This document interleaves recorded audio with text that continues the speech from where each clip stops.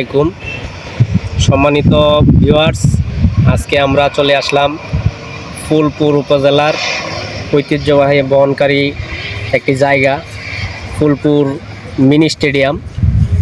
এখানে একটা ঘোরার মতো পরিবেশ।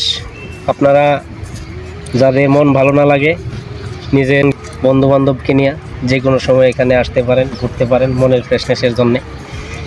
একটা সময় আমরা আসতাম এই যে পার্শ্ববর্তী এই পাশে যে কুরিয়ার ব্রিজ, বিকালবেলা মনের ফ্রেশনেসের জন্য কুরিয়ার ব্রিজে আসতাম।